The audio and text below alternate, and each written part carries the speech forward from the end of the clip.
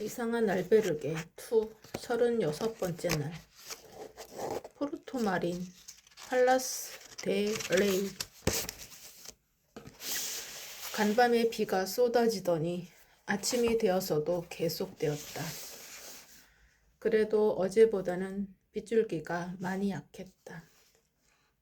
오늘 정오가 지나면 비가 그칠 거라는 일기예보를 보고 나는 안심했다. 출발하기 위해 장비들을 챙긴 후 우비를 걸쳐 입고 알베르게를 나섰다. 포르토 마린을 벗어나자 숲으로 이어진 오르막길이 나왔다. 어제부터 내린 비로 오르막길은 낙엽과 진흙이 뒤엉켜 있어 매우 미끄러웠다. 촬영하고 싶었지만 혹시나 낙엽을 밟아 미끄러질 수 있어 나는 조심조심 오르막길을 올라갔다. 얇게 깔린 안개 사이로 잔잔한 빗줄기가 내리고 있었다. 우비를 두드리는 빗줄기 소리와 촉촉한 안개 속 나무들이 어우러져 아름다운 풍경을 연출했다. 나는 이 순간을 그냥 지나칠 수 없었다.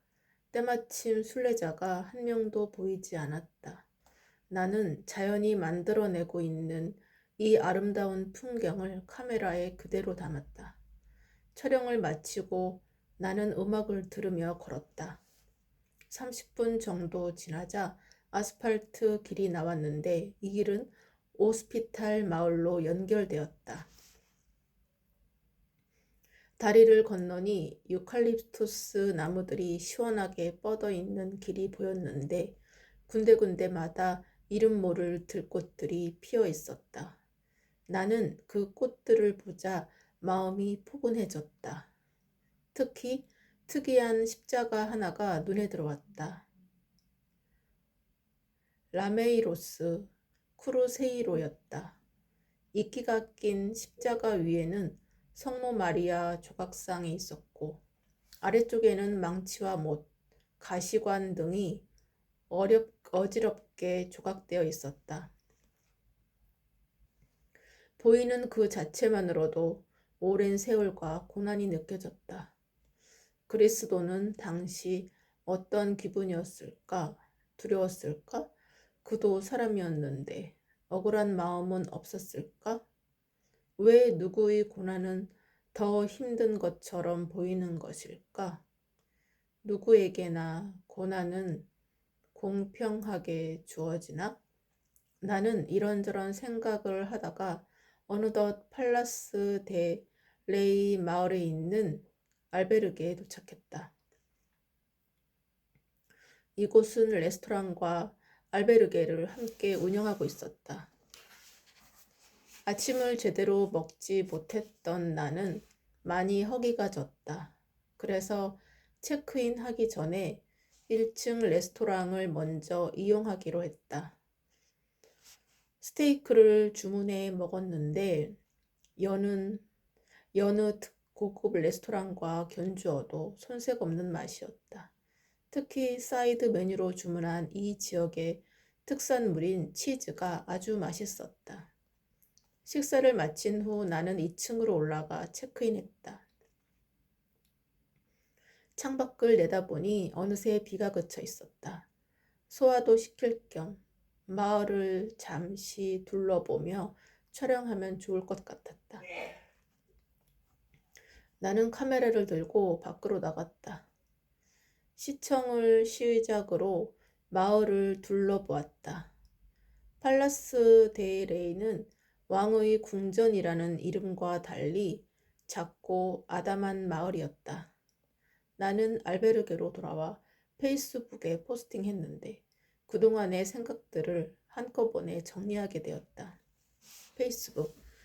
나는 이제 나만의 순례길을 걷는 의미를 찾았다.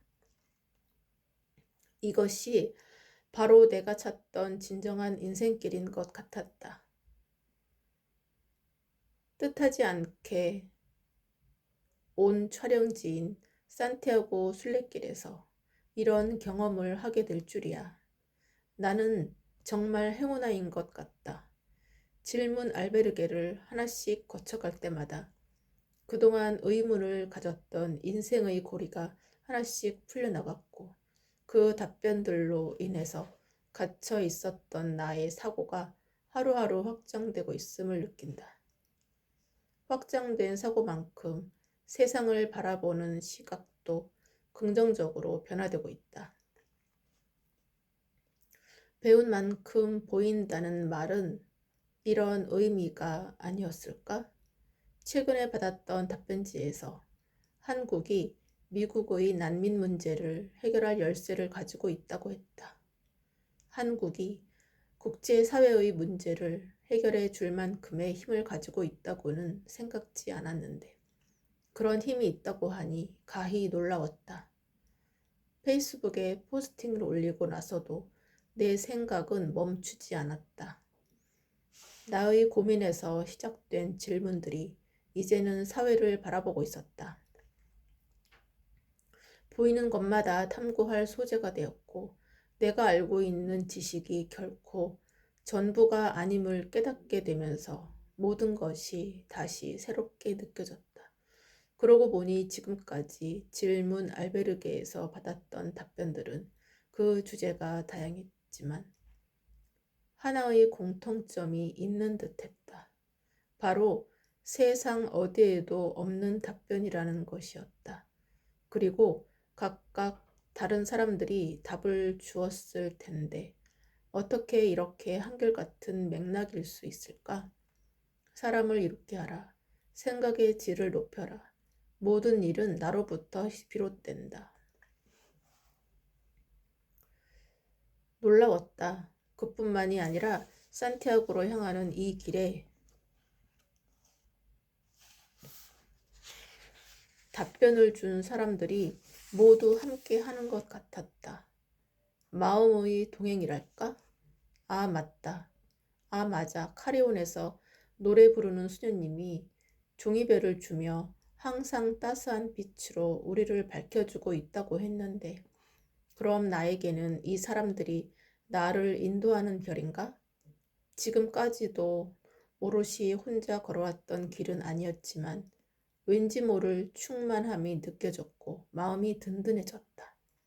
나는 스마트폰을 꺼내어 내일 목적지인 멜리데까지의 길을 살펴보았다. 멜리데에는 다음 질문 알베르게가 있어서인지 지도 앱에 멜리데라는 글자가 보이자 그곳에서 누군가가 나를 향해 어서 오라고 손짓하는 듯한 느낌이 들었다. 신기했다. 그저 지도 앱일 뿐인데. 어느새 시간이 많이 흘렀다. 나는 내일을 위해 잠을 청했다. 감은 눈꺼풀 위로 멜리데라는 글자가 떠올랐고 묘한 설렘을 품은 채 잠에 빠져들었다. 감사합니다.